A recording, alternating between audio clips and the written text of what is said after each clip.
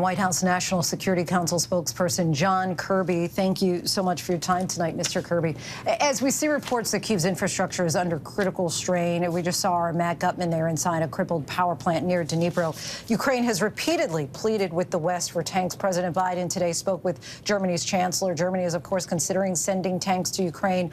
Are tanks at this point simply a red line for the U.S.?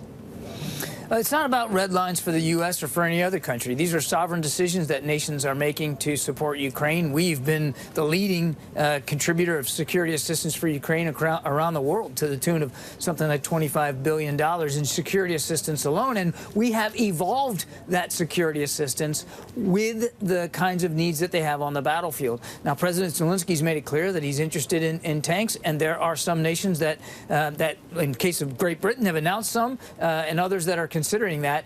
We respect that, and we're grateful for that support. What we want to make sure is that what we're giving Ukraine is useful for them in the fight that they are in right now, not just in terms of quantity, but in terms of the kind of quality of the systems that they're getting. Roughly 100 Ukrainian troops arrived on U.S. soil yesterday. What's the timeline for getting them trained?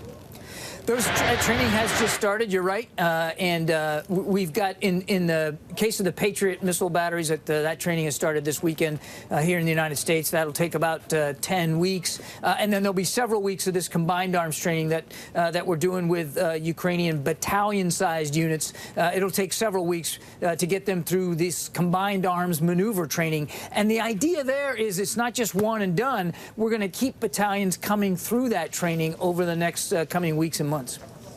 If Western countries are sending Patriot missiles, aircraft, potentially tanks, Ukrainian soldiers are arriving on U.S. soil to train, at what point would you say that the U.S. and its allies are just directly in this war with Russia as opposed to simply providing support? We are supporting Ukraine's ability to defend itself and to defend oneself against the threat that that Russia continues to pose to them. You got to have capabilities, air defense, artillery, armor, ammunition. You also have to have the knowledge to use those capabilities. Now, in some cases, like small arms ammunition, the Ukrainians don't need any help. They know how to fire small arms. But when you're giving more advanced systems like the Patriot system, like the Bradley fighting vehicles, such as the tanks, I'm sure that the British now have said that they're going to provide, that's going to require some training. You're going to have to be able to take some troops off the line. But make no mistake, this is a war Russia has prosecuted against Ukraine. It's Russia's against Ukraine. It's not, no matter what Putin might say, it's not the West versus Russia. It's not NATO versus Russia. It's certainly not the United States versus Russia. General Mark Milley met in person today with a top Ukrainian general at the edge of the war zone. Is this the first face-to-face meeting after a year of remote meetings? Why is this face-to-face so important?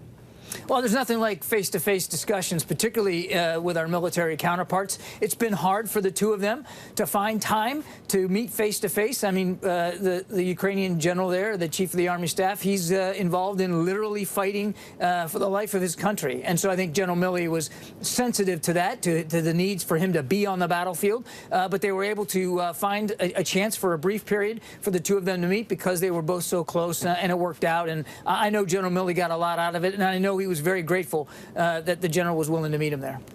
The Kremlin has criticized many of the war efforts that we've talked about already. Are you concerned that Russia could at some point get frustrated by all of this and target the U.S. or a NATO ally, perhaps?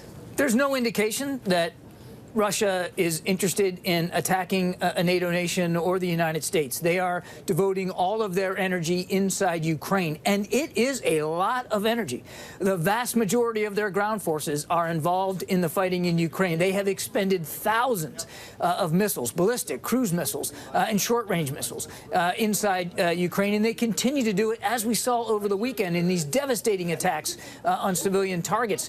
They have put a lot of energy into Ukraine, and they have shown no indication that they're interested in fighting outside Ukraine. John Kirby from the White House, thank you so much, Mr. Kirby. Appreciate your time and insight. My pleasure. Thank you. Hi, everyone. George Stephanopoulos here. Thanks for checking out the ABC News YouTube channel. If you'd like to get more videos, show highlights, and watch live event coverage, click on the right over here to subscribe to our channel. And don't forget to download the ABC News app for breaking news alerts. Thanks for watching.